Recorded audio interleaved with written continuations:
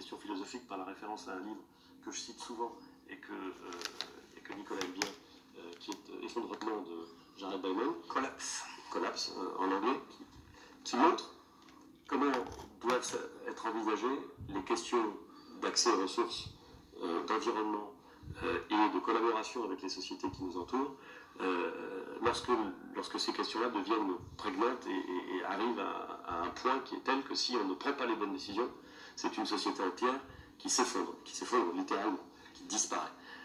Et je trouve que cette question-là est une question assez obsédante. Moi, elle me parle beaucoup plus que certains ne peuvent l'imaginer.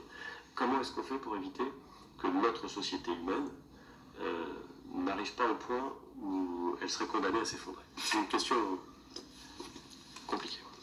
Il a fallu ce Facebook Live, donc je sache que vous aviez, monsieur le Premier ministre, c'est parce que tu n'étais pas attentif, parce que je l'ai cité dans mon discours de politique générale. Et c'est très intéressant parce que, en fait, ce livre essaye d'expliquer pourquoi un certain nombre de grandes civilisations ont disparu, et le petit dénominateur commun, si je fais court, c'est la difficulté qu'ont eu ces peuples et ces civilisations à prendre en compte la limite des ressources dont ils disposaient.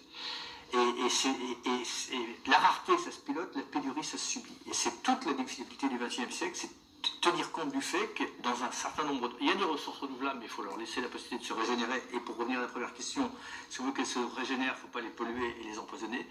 Mais il y a des ressources finies, et ça, il faut en avoir conscience. L'autre enseignement du livre, c'est qu'on peut s'en sortir. Parce que ce qui est formidable dans le bouquin, c'est qu'il montre des exemples d'effondrement, c'est-à-dire de sociétés qui n'arrivent pas à changer et qui subissent la pénurie, qui disparaissent, littéralement qui disparaissent. Bon. Et puis il montre des sociétés dans lesquelles, pour des raisons X, Y, on comprend qu'on est en train d'approcher la limite, et on change, non pas d'ailleurs pour arrêter de croître, mais pour changer le modèle qui permet à l'environnement et aux ressources. Mais il y a un point de retour. Il y a un point de retour. Mais l'exemple où ça marche bien, c'est le Japon et la reforestation. Et où ça ne marche pas, c'est l'île de Pâques. Exactement. Et il y en a d'autres exemples. Mais voilà, mais ça montre que collectivement, quelles que soient les époques, il y a des moments où les décisions doivent être prises.